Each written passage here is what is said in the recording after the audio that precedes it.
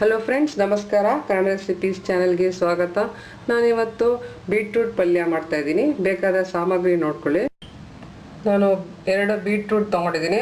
ಈ ಥರ ಸ್ಕ್ವೇರ್ ಶೇಪಲ್ಲಿ ಕಟ್ ಮಾಡ್ಕೊಂಡಿದ್ದೀನಿ. ಇದು ಹಸಿರು ಬೇಳೆ ತೊಗೊಂಡಿದ್ದೀನಿ.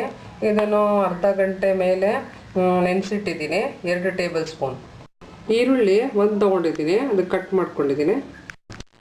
ಇದು ಕರಿಬೇವಿನ ಎಲೆಗಳು 1 ಟೇಬಲ್ ಸ್ಪೂನ್, 1 ಟೇಬಲ್ ಸ್ಪೂನ್ ಕೊತ್ತಂಬರಿ ಸೊಪ್ಪು ಕಟ್ ಮಾಡ್ಕೊಂಡಿದ್ದೀನಿ, 1 ಚಿಟಿಕೆ ಇಂಗು, 1 ಟೀ ಸ್ಪೂನ್ ಎಳ್ಳು, 1 ಟೀ ಸ್ಪೂನ್ ಸಾಸಿವೆ, 1/4 ಟೀ ಸ್ಪೂನ್ ಅರಿಶಿಣ, 1 ಟೀ ಸ್ಪೂನ್ ಅಚ್ಚ ಖಾರ ಪುಡಿ, 1 ಟೀ ಸ್ಪೂನ್ ಧನಿಯಾ ಪೌಡರ್, ಉಪ್ಪು ರುಚಿಗೆ ತಕ್ಕಷ್ಟು, 1 tea spoon garam masala powder.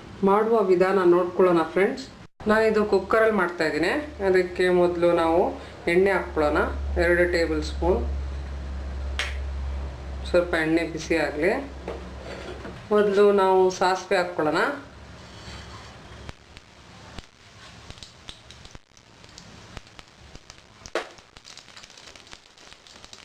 ಕರಿಬೇವಿನ ಎಲೆಗಳು,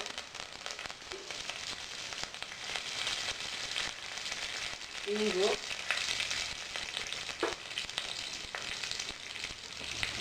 ಇದಕ್ಕೆ ನಾವು ಈರುಳ್ಳಿ ಹಾಕ್ಕೊಳ್ಳೋಣ. ಚೆನ್ನಾಗಿ ಮಿಕ್ಸ್ ಮಾಡ್ಕೊಳ್ಳಿ. ಸ್ವಲ್ಪ ಸಾಫ್ಟ್ ಆಗಲಿ ಈರುಳ್ಳಿ. ಇದಕ್ಕೆ ನಾವು 2 ಹಸಿಮೆಣಸಿನ್ಕಾಯಿ ಹಾಕ್ಕೊಳ್ಳೋಣ.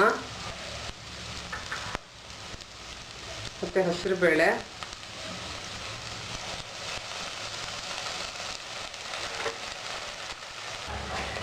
ಇದನ್ನು ಚೆನ್ನಾಗಿ ಮಿಕ್ಸ್ ಮಾಡ್ಕೊಳ್ಳಿ. ಕುಕ್ಕರಲ್ಲಿ ಮಾಡಿದ್ರೆ ಬೇಗನೂ ಆಗುತ್ತೆ, ಸುಲಭ ಆಗುತ್ತೆ. ಇದಕ್ಕೆ ನಾನು ಅರಿಶಿಣ ಹಾಕ್ತಾಯಿದ್ದೀನಿ, ಅಚ್ಚ ಖಾರ ಪುಡಿ, ಉಪ್ಪು, ಗರಂ ಮಸಾಲ ಪೌಡರ್, ಧನಿಯಾ ಪೌಡರ್. ಚೆನ್ನಾಗಿ ಮಿಕ್ಸ್ ಮಾಡಿ ಮಸಾಲೆ.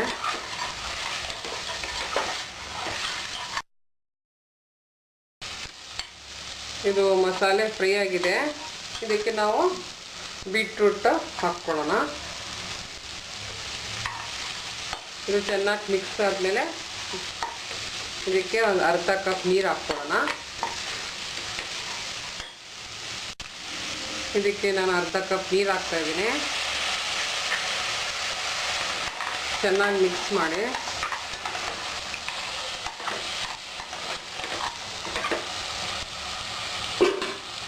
ಇದಕ್ಕೆ ಕೊತ್ತಂಬರಿ ಸೊಪ್ಪು,